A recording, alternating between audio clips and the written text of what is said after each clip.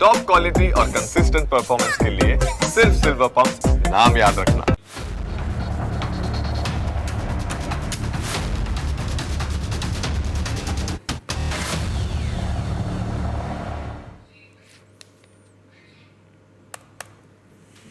નમસ્કાર, હું જનક દવે.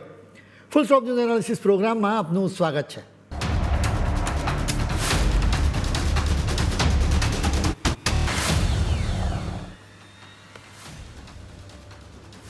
દેશની રાજધાનીમાં ભારે તોફાન ફૂંકાશે. અમે રાજકીય તોફાનની વાત કરી રહ્યા છીએ.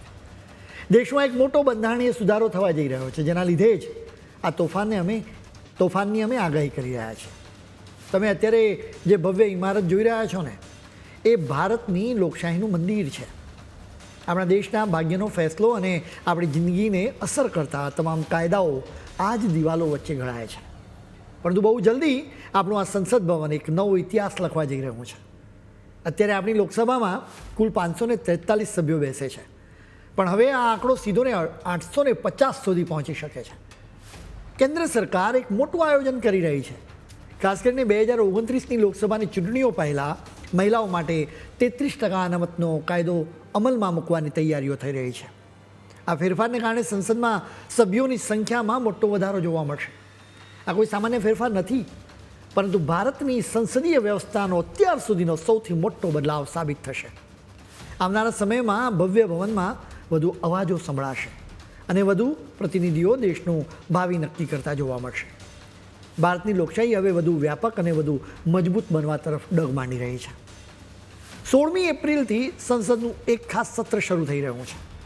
આ જ સત્રમાં બંધારણીય સુધારાનું એક અત્યંત મહત્ત્વનું બિલ રજૂ થવાની તૈયારીમાં છે.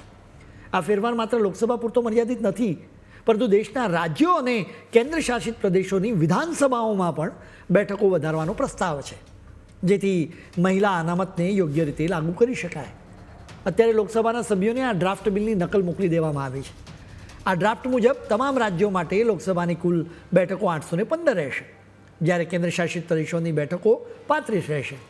આમ કુલ મળીને આ સંખ્યા 850 સુધી પહોંચી શકે છે. જોકે આ આંકડો 850નો આંકડો એક ઉપલી મર્યાદા છે અને છેલ્લો નિર્ણય તો સીમાંકન પંચ જ નક્કી કરશે. આ ફેરફાર ભારતની રાજકીય વ્યવસ્થામાં એક ક્રાંતિકારી વળાંક લાવશે અને જનતાનું પ્રતિનિધિત્વ એક નવા ઉચ્ચ સ્તરે પહોંચશે. હવે લોકસભામાં સભ્યોની સંખ્યા વધશે તો એની કેવી અસરો થશે એ તમે જુઓ. 850 તો ઉપલી મર્યાદા છે, એટલે કે સંસદ સભ્યોની સંખ્યા મેક્સિમમ આટલી થઈ શકે.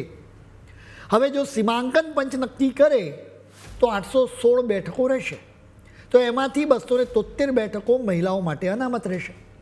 1/3 બેઠકો મહિલાઓ માટે રહેશે. આ નવા કાયદા મુજબ મહિલાઓ માટેની અનામત બેઠકોમાં એક ખાસ વ્યવસ્થા રાખવામાં આવી છે. રાજ્ય હોય કે કેન્દ્ર શાસિત પ્રદેશ, મહિલાઓ માટેની અનામત બેઠકો દરેક ચૂંટણીમાં બદલાતી રહેશે. એટલે કે રોટેશન પદ્ધતિથી અલગ અલગ મત વિસ્તારોમાં ફાળવવામાં આવશે.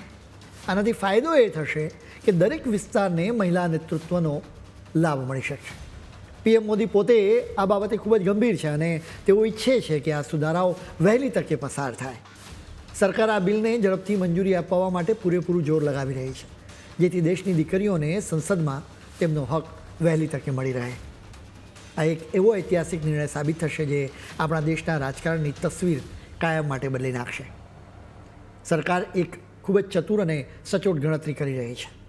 લોકસભાની કુલ બેઠકો વધારવા પાછળનો ખરો ઈરાદો એ છે કે હાલની બેઠકોમાં ઘટાડા કર્યા વગર 2029ની ચૂંટણીમાં મહિલાઓને 33% અનામત આપવી. આ રીતે સરકાર રાજકીય ખેંચતાણ અને વિવાદોને ટાળવા માંગે છે. પરંતુ આ આખી પ્રક્રિયામાં સૌથી મોટો સવાલ એ ઊભો થયો છે કે 850 બેઠકોની વહેંચણી અલગ અલગ રાજ્યો વચ્ચે કઈ રીતે થશે. 2026ના સીમાંકનને લઈને અત્યારે આ જ મુદ્દે ભારે ચર્ચાઓ જાગે છે. આ કામને ઝડપથી પૂરું કરવા માટે સરકાર એક નવો રસ્તો અપનાવી રહી છે.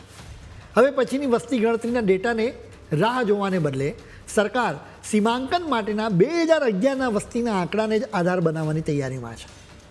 આમ કરવાથી આખી પ્રક્રિયા વેગ પકડશે અને બહુ જલ્દી દેશના રાજકીય નકશામાં એક મોટો બદલાવ જોવા મળી શકે. કેન્દ્ર સરકાર હવે પ્રો રાટા એક્સપાન્શન મોડેલ પર ખાસ ભાર મૂકી રહી છે.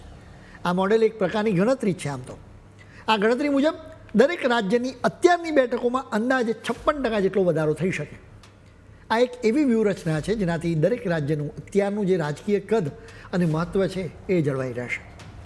વર્ષોથી ઉત્તર અને દક્ષિણ ભારતના રાજ્યો વચ્ચે જે ખેંચતાણ ચાલતી હતી ને, જેને ખતમ કરવાનો આ એક સ્માર્ટ રસ્તો છે. આ પદ્ધતિ અપનાવવાથી કોઈપણ રાજ્યને એવું નહીં લાગે કે બેઠકોની વહેંચણીમાં તેમની સાથે અન્યાય થયો છે. ભૂતકાળમાં સીમાંકન પ્રક્રિયા જે વિવાદોને કારણે અટકી જતી હતી, આ રીતે એનો કાયમી ઉકેલ લાવવાનો પ્રયાસ કરવામાં આવ્યો છે.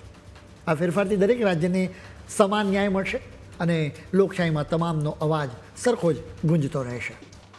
બેઠકો વધારવાની આ નવી પદ્ધતિ પાછળ એક ખૂબ જ સ્માર્ટ ગણતરી કામ કરી રહી છે. ખાસ કરીને જે રાજ્યોએ વસ્તી નિયંત્રણમાં સારું કામ કર્યું છે ને, તેમને કોઈ નુકસાન નહીં થાય એનું પૂરતું ધ્યાન રખાયું છે. અત્યાર સુધી દક્ષિણ ભારતના રાજ્યો દલીલ કરતા રહે છે કે આઝાદી બાદ ભારત સરકારે વસ્તી નિયંત્રણ પર ભાર મૂક્યો હતો. દક્ષિણ ભારતે એનું બરાબર પાલન કર્યું છે. લોકોને વસ્તી વધારાની અસરો વિશે સમજાવવામાં આવ્યા હતા. લોકો સમજી પણ ગયા હતા. જેના કારણે જ ઉત્તર ભારતમાં જેમ દક્ષિણ ભારતમાં વસ્તી વધી નથી, એટલે કે જેમ ઉત્તર ભારતમાં જેટલી વસ્તી છે એટલી દક્ષિણ ભારતમાં નથી વધી. હવે એના લીધે જ તેમને મુશ્કેલી વધી ગઈ છે. દક્ષિણમાં ચિંતા થવા લાગી કે જો ઉત્તર ભારતમાં ખૂબ વસ્તી વધી એટલે તેમને લોકસભામાં વધારે બેઠકો મળશે, તો બીજી તરફ દક્ષિણ ભારતની એટલી લોકસભાની બેઠકો નહીં વધે. જોકે હવે એનો પણ ઉકેલ લાવવામાં આવશે. બધા રાજ્યોમાં બેઠકો વધારવાની ટકાવારી સમાન જ રહેશે. જોકે વસ્તી વધારા હોવાને કારણે ઉત્તર ભારતના રાજ્યોમાં બેઠકોનો આંકડો મોટો દેખાશે. તમે અહીં 2024ની લોકસભાની ચૂંટણી વખતે કેટલી બેઠકો હતી અને 2029માં કેટલી રહેશે એ તમે જુઓ. જેમ કે ઉત્તર પ્રદેશની બેઠકો 80થી વધીને અંદાજે 125 થઈ જશે. બિહારમાં આ સંખ્યા 40થી વધીને 62, જ્યારે મહારાષ્ટ્રમાં 48થી વધીને 75 પહોંચી શકે. આપણા ગુજરાતની વાત કરીએ ને તો બેઠકોની સંખ્યા 26થી વધીને અંદાજે 41 થઈ શકે. આ 850 બેઠકોના નવા મોડલનો સૌથી મોટો ફાયદો એ છે કે તેનાથી મહિલાઓ માટે મેક્સિમમ 283 બેઠકો અનામત રાખવી એકદમ સરળ બની રહેશે.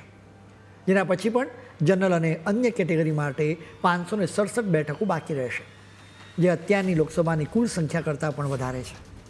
આ 850 બેઠકોના આયોજનમાં સૌથી સંવેદનશીલ અને મહત્ત્વનો મુદ્દો દક્ષિણ ભારતના રાજ્યોનો જ છે. તમિલનાડુ, કેરળ અને આંધ્ર જેવા રાજ્યોને ડર હતો કે વસ્તી ગણતરી મુજબ જો સીમાંકન થયું ને તો તેમનું રાજકીય કદ ઘટી જશે. જો 2026ની વસ્તીના અંદાજ મુજબ ગણતરી કરી હોત તો આ રાજ્યની તાકાત ઓછી થઈ શકી હોત. પરંતુ સરકાર જે નવો રસ્તો કાઢી રહી છે એ મુજબ 2011ની વસ્તીને આધાર બનાવવામાં આવશે. આ પદ્ધતિના કારણે દક્ષિણના રાજ્યોની બેઠકોમાં પણ મોટો વધારો જોવા મળશે. જેમ કે તમિલનાડુની બેઠકો 39થી વધીને 61 થઈ શકે છે અને કેરળની બેઠકો 20થી વધીને 31 સુધી પહોંચી શકે છે. આ રીતે દરેક રાજ્યનું સન્માન અને તેની રાજકીય શક્તિ જળવાઈ રહેશે. આ આખું આયોજન એટલા માટે કરાયું છે કે દેશના કોઈપણ ખૂણે એવું ન લાગે કે તેમની સાથે અન્યાય થયો છે. જોકે બેઠકોનો આ આંકડો વધવા છતાં ડીએમકે સહિતના ઇન્ડિયા ગઠબંધનના પક્ષોએ એક મોટી ચિંતા વ્યક્ત કરી છે. તેમનું કહેવું છે કે ભલે ટકાવારી મુજબ વધારો સરખો લાગે, પરંતુ ઉત્તર અને દક્ષિણ ભારતના રાજ્યો વચ્ચે બેઠકોનું અંતર પહેલાં કરતાં પણ વધી જશે. એક સાદા ઉદાહરણથી સમજીએ તો ઉત્તર પ્રદેશ અને તમિલનાડુ બંનેમાં એક સરખી ટકાવારી મુજબ બેઠકો વધે તો પણ ઉત્તર પ્રદેશને સીધી 45 નવી બેઠકો મળશે, જ્યારે તમિલનાડુના ફાળે માત્ર 22 નવી બેઠકો આવશે. અનેક પક્ષોને એવો ડર છે કે આ તફાવત ભવિષ્યમાં રાજકીય સંતુલન બગાડી શકે. બીજી તરફ સરકાર પોતાની વાત પર મક્કમ છે. સરકારનું માનવું છે કે 2029 સુધીમાં મહિલા અનામતને અમલમાં મૂકવા માટે આ એકમાત્ર રસ્તો છે. રાજ્યોના પ્રતિનિધિત્વની વ્યવસ્થા ખોરવાય નહીં અને બધું જ સચોટ રહે તે માટે આ મોડેલ અપનાવવું ખૂબ જરૂરી છે. આમ લોકશાહીના નવા સમીકરણોમાં અત્યારે ગણિત અને રાજકારણ વચ્ચે જોરદાર જંગ ચાલ્યો છે. હવે જોવાનું એ રહેશે કે આ મોટા ફેરફારો દેશના રાજકારણને કઈ નવી ઊંચાઈએ લઈ જાય છે. આ 131માં બંધારણીય સુધારાને પસાર કરવા માટે સંસદના બંને ગૃહમાં 2/3 બહુમતીની જરૂર પડશે. અત્યારે એનડીએ પાસે મજબૂત સંખ્યાબળ તો છે જ, પણ આ ઐતિહાસિક બિલ માટે તેમને બીજેડી અને વાયએસઆરસીપી જેવા પક્ષોના ટેકાની પણ જરૂર પડશે. આ એક એવું બિલ છે જેને નારી શક્તિ સાથે જોડવામાં આવ્યું છે, એટલે ઘણા પક્ષો માટે પણ આનો વિરોધ કરવો રાજકીય રીતે નુકસાન સાબિત થઈ શકે. જો આ અઠવાડિયે આ બિલ પસાર થઈ જશે તો જૂન 2026 સુધીમાં સીમાંકન પંચની રચના કરી દેવામાં આવશે. આ પંચનું મુખ્ય કામ 850 મત વિસ્તારો નક્કી કરવાનું રહેશે. આ આયોજન મુજબ 2029ની ચૂંટણીના પહેલાં પ્રચારના પડઘમ વાગે એ પહેલાં જ મહિલાઓ માટે મેક્સિમમ 283 બેઠકો અનામત કરી દેવામાં આવશે. ભારતના મતદારો માટે આ એક બહુ મોટો અને ઐતિહાસિક બદલાવ હશે.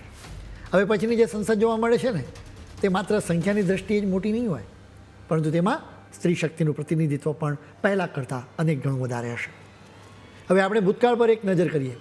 પહેલી વખત સીમાંકન 1952માં થયું હતું, જેના પછી 1963માં સીમાંકન થયું. એ સમયે લોકસભામાં બેઠકોની સંખ્યા વધીને 522 થઈ હતી. બાદમાં 1973માં ત્રીજું અને અંતિમ સીમાંકન થયું. આ વખતે બેઠકોની સંખ્યા વધીને 543 કરવામાં આવી. આજ દિન સુધી એટલી જ સંખ્યા છે. 1976માં ભૂતપૂર્વ પીએમ ઇન્દિરા ગાંધીએ લોકસભાની બેઠકો માટે સીમાંકન પર પ્રતિબંધ મૂકી દીધો, જેના માટે એક ચોક્કસ કારણ જવાબદાર હતું. ઇન્દિરા ગાંધીને ડર હતો કે સીમાંકનથી તેમની પાર્ટીને નુકસાન થશે. 1971ની વસ્તી ગણતરી અનુસાર ઉત્તર ભારતના રાજ્યોની વસ્તીમાં ખાસો વધારો થયો હતો.